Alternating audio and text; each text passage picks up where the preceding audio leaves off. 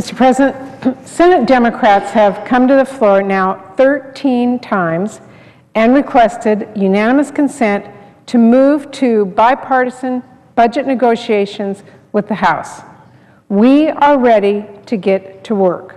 We've been ready for 88 days now, which is how long it's been since this Senate passed a budget.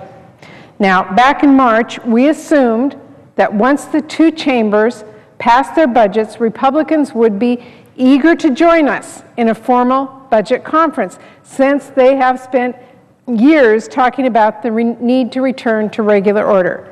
But instead, Mr. President, we have seen delay after delay. Now that Republicans have gotten exactly what they wished for, they seem to be running as quickly as they can in the other direction.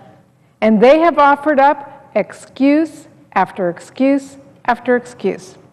First, they said they wanted a framework before they would start a conference, even though a framework is exactly what a budget is. In other words, they wanted to negotiate behind closed doors when we should be negotiating in a conference. Then they said they wouldn't allow us to go to conference unless we guaranteed that the wealthiest Americans and biggest corporations would be protected from paying a penny more in taxes. Then many Republicans indicated they didn't want negotiations happening too early to take away the leverage they think they have on the debt ceiling. Then some of them called for a do-over of the budget debate, including another 50 hours of debate and a whole new round of unlimited amendments, even after they praised the open and thorough floor debate we had on the Senate budget. And now, in what seems to be the latest delaying tactic, some Republicans are saying that before we can work to solve short-term problems, we first need to agree on the budget outlook 30 years down the road. Mr. President, enough is enough. The American people are sick and tired of the constant lurching from crisis to crisis. They are looking to their elected officials to come together, to compromise, find common ground, and that is exactly what we would be doing in a conference. And it's not just Democrats saying so. Over the past few weeks, we've heard a number of Republicans step forward and agree with us that the Tea Party and Senate Republican leadership is wrong here. Senator Coburn said blocking conference is, and I quote, not a good position to be in. Senator Bozeman said he would, quote, very much like to see a conference. Senator Wicker said weeks ago now that by the end of the next week, we probably should be ready to go to conference. And now, according to Politico, quote, more Republicans appear to favor heading to conference than blocking it. Mr. President, as many of my colleagues on the other side of the aisle have said, it's certainly true there are big differences between the parties' budgets, values, and priorities. But that would give us all the more reason to sit down and try to find some common ground. Because the fact is, we've got a lot of work that needs to be done in the next few weeks. We have 11 days until the next state work period, and then just 3.5 weeks before we all go back to our home states again for August. And because some Republicans want to continue the harmful austerity measures resulting from sequestration, we now have a $91 billion gap between the House and Senate spending bills for next fiscal year. If we don't reconcile those differences, we're going to find ourselves in a very tough, bad situation come September. And a lot of hardworking families and communities are going to feel the consequences. Mr. President, it does not have to be that way.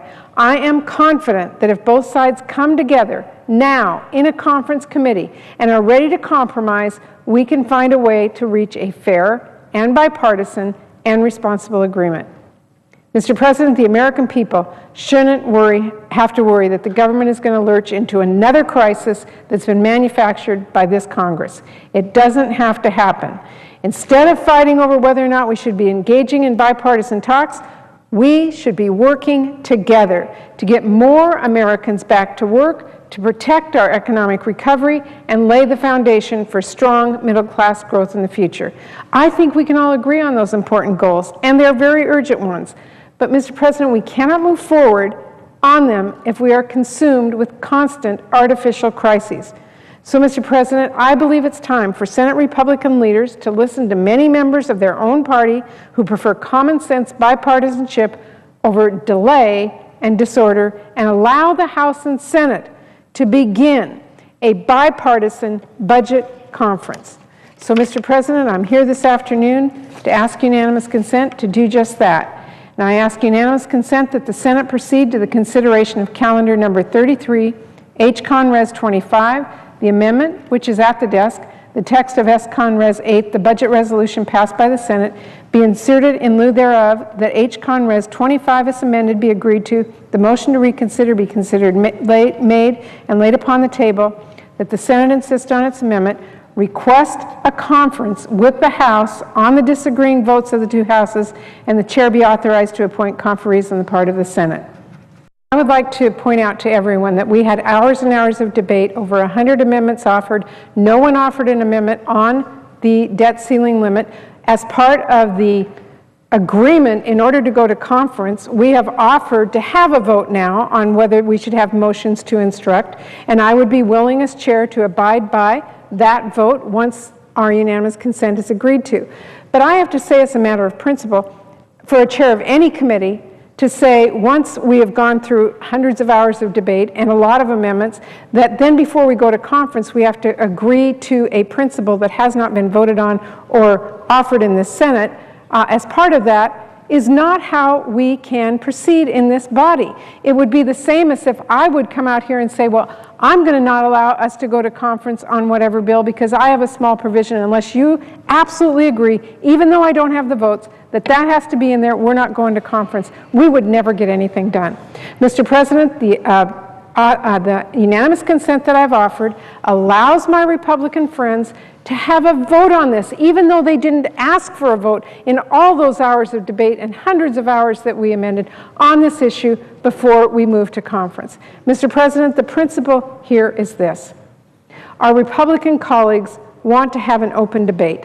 They say, but we're not having an open debate because of their insistence that we don't go to conference. So I would object to the senator's request and again renew my request, as I stated before, with the provision that we have a motion to instruct and allow those senators who have a feeling about this to vote on it before we go to conference. And finally, Mr. President, I would add, remember who I'm going to conference with. Republicans and Democrats from our side of the aisle, and Republicans and Democrats, a majority of which are on their side of the aisle, with the chairman, Paul Ryan, Republican, conservative, chairing their side. So, Mr. President, this is an issue that is going to have plenty of debate, plenty of open discussion, if it should come up, and we'll all have an opportunity to vote on it. It should not be what blocks this. So I renew my unanimous consent.